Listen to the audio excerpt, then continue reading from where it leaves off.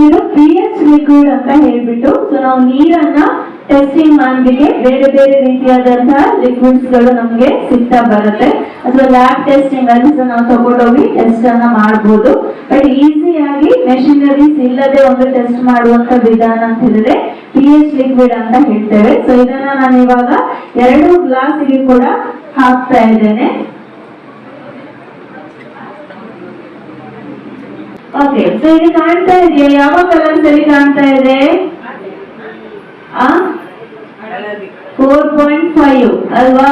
ನೀರು ಯಾವ ರೇಂಜ್ ಅಲ್ಲಿ ಇದೆ? ಆಸಿಡ್ ರೇಂಜ್ ಅಲ್ಲಿ ಇದೆಯಾ, ಆಲ್ಕಲೈನ್ ರೇಂಜ್ ಅಲ್ಲಿ ಇದೆಯಾ? ಆಸಿಡ್ ರೇಂಜ್ ಅಲ್ಲಿ ಇದೆ, ಹೌದಲ್ವಾ? ಸೊ ಎಷ್ಟು ಆಲ್ಕಲೈನ್ ಆಗಿ ಬರುತ್ತೆ ಅಂತ ಹೇಳ್ಬಿಟ್ಟು ಇದು ನಮ್ಮ ಡಿವೈಸ್ ನ ಮುಖಾಂತರ ಬರುವಂತದ್ದು. ಓಕೆ ಅಲ್ವಾ? ಸೊ ಇದು ನಮ್ಮ ನೀರು ಕೂಡ 5 ರೇಂಜ್ ಅಲ್ಲಿ ಇದೆ. ಹೊರಗಡೆ ಎಲ್ಲ ಡೈರೆಕ್ಟ್